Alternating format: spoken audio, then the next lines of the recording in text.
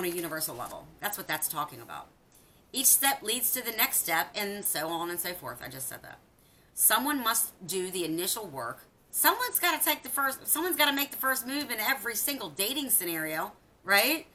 Someone's got to do the initial work to get a job done. Someone's got to start the project at work. Someone's got to start it. Who's that going to be? Is that going to be you? Are you going to start the project? Start the project. Neither the first step nor the last are of greater significance to each other.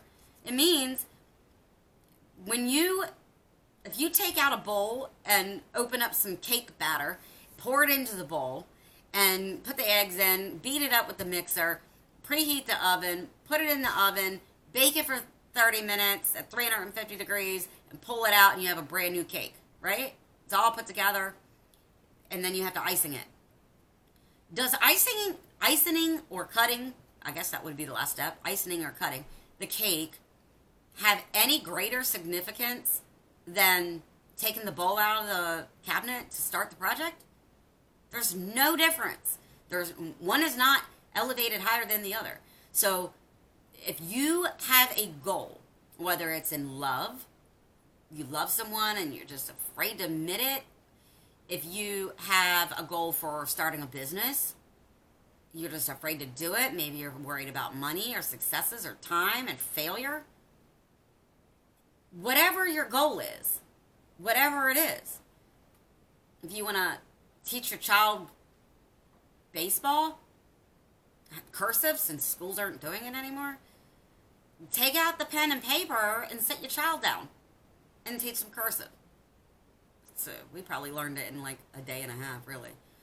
Maybe a little longer, but that's my point. Take the bowl out of the cabinet and start the cake, okay? Somebody's got to make the first move here. All right, guys? If you don't make the first move, it's not going to get done. You're never going to ice in the cake if you don't make the first move. That's what I'm saying. All right, so I wrote a note here.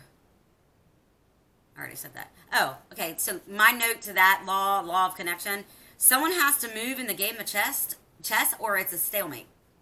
If someone doesn't make a move in the game, it's a stalemate. The game's over, right? So if somebody's got to make the first move, each step leads to the next one. No step has a greater significance than the first one. The last step doesn't matter anywhere any more than the first step. And so every step is equally important. Past, present, and future are all connected. That is true. Because universally speaking, there is no time. That's a 3D thing. We created time and we also created measurement. Like the scientists, the mathematicians, they created measurement. We would not know how old we are unless somebody created measuring a birthday, right? So if I didn't know I was born when I was born, on the day I was born, I wouldn't know how old I was, which is a measurement. And that's like kind of one of the situations where time and measurement are intertwined. But on a universal level, and this is a Gaia thing, a Earth thing, Mother Earth, and a law of attraction thing. If we're all energy,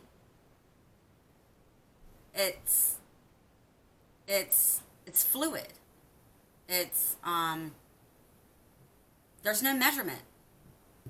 You can think of it as my yesterday, 20 years ago, 200 years ago. There's no measurement. It's all me. It's all still me. It's all still my soul, right? If you look at it like that, then, and you look at how there's no measurement, like I can't, like I was telling my best friend, I may have moved 1,000 miles away, but the universal law is there is no distance, because the universe doesn't measure distance. They don't measure time. They don't measure distance. So I could literally live right beside her. I could be her neighbor. for all of my best friends in Maryland. I could be your neighbor, right?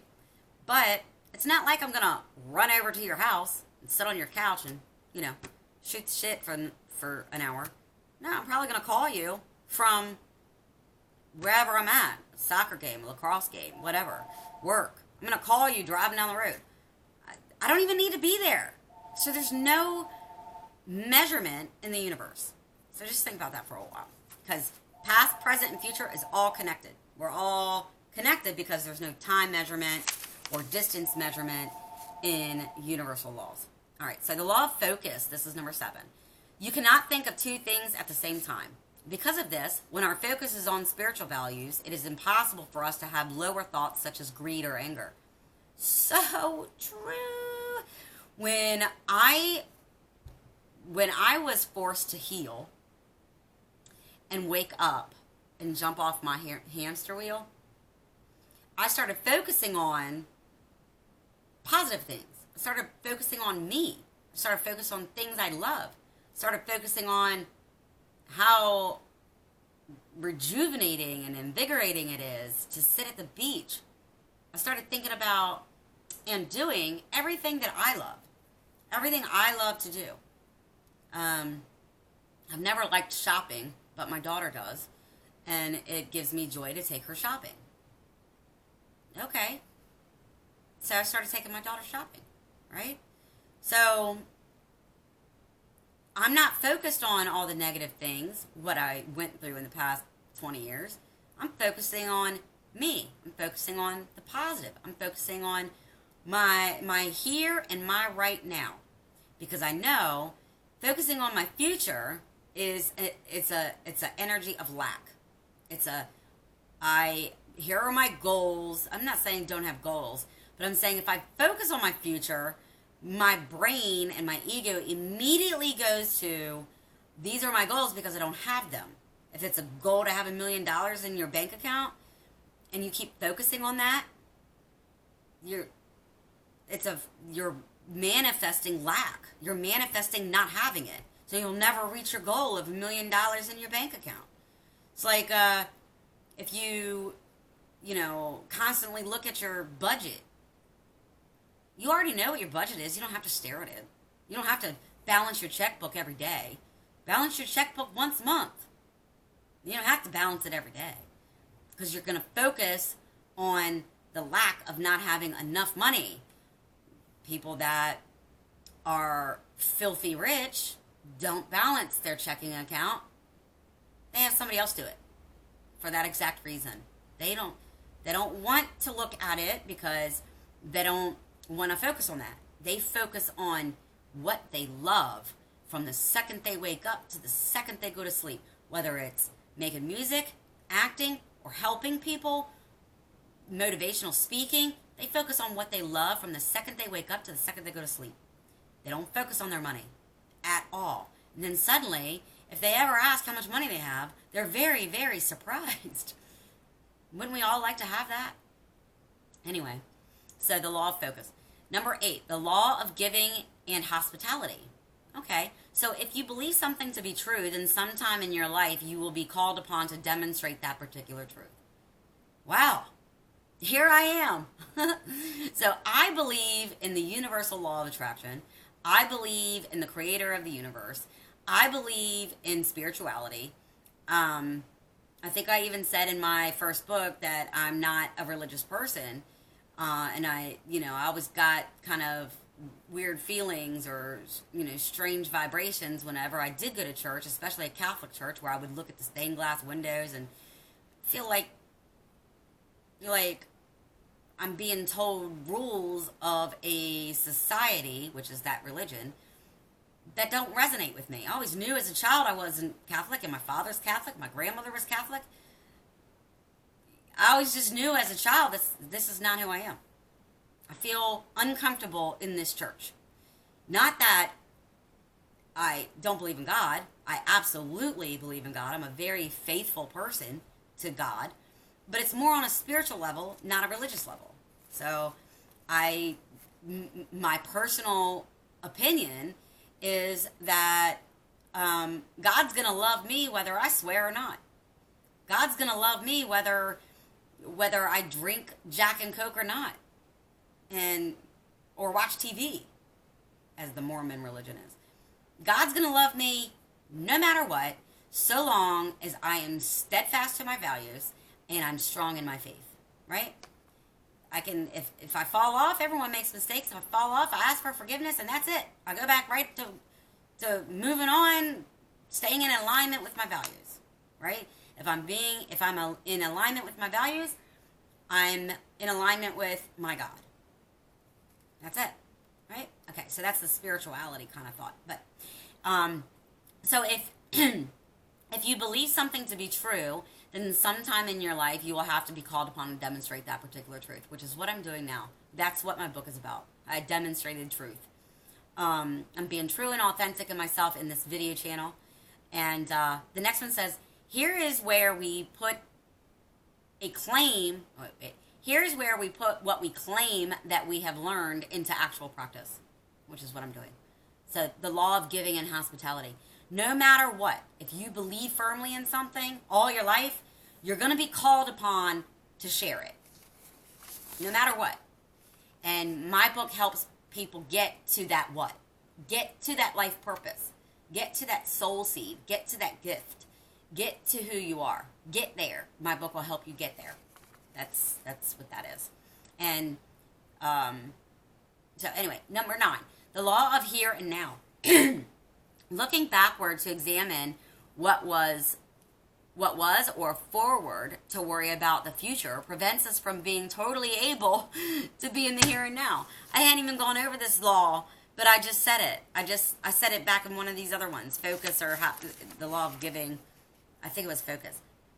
I just said that, so it's kind of redundant. The law of here and now is if you look backward into your past or forward into your future, you're losing focus of the here and now. And that makes people sad, unhappy, off balance. Stop planning everything, Sally from the Cat in the Hat. It doesn't need to be planned. Don't plan it. Like, do it. The time that it took you to take out a Franklin Covey planner and plan out your next 6 months, you could have done 2 tasks to get you there. The process of planning, although I believe in doing it in your head, the process of planning is manifesting the manifesting the thought of continually needing to do something else. I need to write it down. Like, I have a joke for my best friend, okay? If it's not in the calendar, it didn't happen. When she watches this video, she's gonna die laughing. Because I tease her all the time. She's like straight Sally from the Cat in the Hat. She has to write everything down, or it doesn't happen. Like, what? Like, I can't go to the dry cleaners unless it's on this list. That's kind of creepy. You know what I mean? Like, how do you date? Anyway, I'm moving on. So, the law in the here and the now, I just said that. It's very, very important to focus on right here and right now. You know, like the stop and smell the roses. Stop. Smell the roses and stay smelling them bad boys. Don't stop. Don't stop. Smell the roses for every single minute of your life. And that means, goes with the video I was talking about, I think it was yesterday morning. If you find the laughter in everything, then your entire life will be a rose. It'll smell like a rose. It's funny. Everything is joyful. Everything is happy, right? It's like it's on my nerves. Number 10, the law of change. Cycles and templates. This is what my book's about. This is like, when I read this blog, I was like, oh my God. One of the people that reviewed my book said, and I let a couple of people read my book before it was published. This person barely knows me.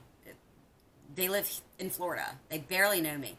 And he said quote, your book is like all of the best concepts of all of the national bestsellers for inspirational and law of attraction merged with psychology and all of the best concepts put into a practical use. And I was like, yeah, that is what my book is. So the cycles and the templates on the law of change, the bullet point here says, history repeats itself until we learn the lessons that we need to change our path. Kind of redundant, but wow. So this author, the 12 little known laws of karma that will change your life, I think this person is spiritually awakened. For sure. For sure. Spiritually awakened. Okay? Number 11, the law of patience and reward. All rewards require initial toil. Rewards of lasting value require patient and persistent toil. This means, and anybody that knows me knows I have no patience whatsoever, or the old me, I didn't have any patience. It's now, let's get it done now, right? Now. But if you remain persistent in your faith, in your values, persistent in who you are, if you love someone, be persistent. Don't let it go. Don't let it fade. It's like the Cranberry song, wrapped around your finger. Don't let it fade. If you love something, don't let it fade. Be persistent. If you have a dream, be persistent. Do something every single day that pushes it along. If you have a gift in your heart, something you've always wanted to do, maybe it's helping animals, helping children, helping elderly people, people that are powerless, victims of abused women and children, do it. Do something every single day that puts you on the path closer to who you are, to those dreams, whether you're paid for it or not. I've yet to be paid for any of these videos, by the way, and I've decided to not even charge for them for the moment. I have plenty of other income in real estate and mortgages where I don't need to make money off these videos. Okay? So the law of patience and reward. The true joy comes from doing what you were supposed to be doing. I just said that. I didn't even read the bullet yet. And knowing that the reward will come in its own time. Now this is, I feel like this is talking about money. Most people will not follow their life purpose, their soul purpose, their divine gift, because they're afraid of not making enough money to pay their bills. So they get stuck on the cycle of whatever job they're at. Even though they can't stay in the job, it brings them no joy, no peace, no happiness, and very few fruits of their labor. That's like a stuck job. It's like a stuck life. It's a hamster wheel. If you have complete faith in yourself and you love yourself to the point where you will do whatever you have to do what you love from the second you wake up to the second you lay your head down, whether it's helping people, helping animals, helping children, helping victims of abuse, helping people, helping things. That's got to be what you're passionate about, right? Otherwise, it's not love. Everything's based on love, by the way. You might be passionate about photography. You just love it. Why can't you take some... You'll find it in you how you can help people with your photographs if you think long and hard enough. Google it. Everything's on YouTube. Everything. Like, I totally could not figure out how to change the battery in my camera, and I totally YouTubed it. I totally learned how to change the battery in my camera from YouTube. You can, you can Google search how to help people with animals. If you love animals, you'll be able to figure out how to help people, maybe help people by helping their animals. Animals are our children. They're the same thing. I know my dog Harley, he was like a kid. Whew. He was a kid. I missed that pup. But anyway. Okay, so the final law is the law of significance and inspiration. All right, I'm just going to read this to you because this sounds like a karmic cycle to me. Number one, you get back from something whatever you have put into it. That's karma. The true value of something is a direct result of the energy and intent that is put into it. So if you have a negative intention on something you do, like poor motivations, evil motivations on something you do, you marry somebody for money, it's coming back to you. It's going to come back to you probably threefold. Okay? You marry somebody for materialistic things and use somebody for their reputation or whatever to boost you up. If you do it with that intent, it's coming back. It's coming back to you. If you befriend somebody to use them and then walk away, you use a family member for money and, don't pay it back, it's coming back to you. That's what that is. You get what you give. Okay? And, sometimes it looks reverse. This is for anybody in a dark tunnel. Okay? I'm going to say this. Sometimes it looks reverse. I have always given to charities. I've given thousands and thousands of dollars to charities. Okay? Here and there for the past 30 years. Now, I might give $500 one month, nothing the next 6 months, and then give $1,000. It just depends on my mortgage sales, my real estate sales, right? Depends on my income on what I give. Now, let's look at that. What I'm talking about is if there's somebody that, say you're a giver, and there's somebody out there that is just tormenting the heck out of you. You may have even given to them. I think I just posted something on Facebook the other day. How are you going to, when you tell people everything I've done for you and then badmouth me, let's see how that works out for you, right? Now I've just lost my train of thought just thinking about that for a second. But anyway, sometimes it looks reverse. Like, I'm the giver, right? And other people that are mean to me are takers. Okay? Let's just look at it that way. And maybe we're talking about you. You could be a giver in relationships or even charities or just because you give the shirt off your back to somebody, right? If you're a giver and it constantly looks like somebody's taking from you or taking your dignity, taking your pride, taking your reputation, taking. You're not going to go out there and say, I just gave $1,000 to charity. How are you going to talk about me like that? Right? So it looks really bad, but karma has your back. You will be the one that is successful. You will be the one that is victorious. You will be the one that gets your life purpose, all your dreams manifested. You'll be the one. You need to stay steadfast in that and take the high road. That's where that comes from too. Take the high road. This is like life lessons, like the Bible. The life lessons of the Bible, like biblical. This is like the life manual. That's what it is. This whole channel is like a life manual. That's why I'm looking at it. So that's pretty wild. All right, so every personal contribution is also a contribution to the whole. That's true. So every time you make a donation to the bucket, maybe it's $10, right? If my little tiny donation is going to the greater good, this channel, every time I make a video, it might not resonate with everybody. It might not help everybody that watches it, but it's going to help somebody. Maybe somebody shares it, right?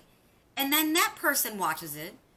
That 2-second donation of sharing something, sharing knowledge and information that might help someone that is in a dark tunnel could change their life.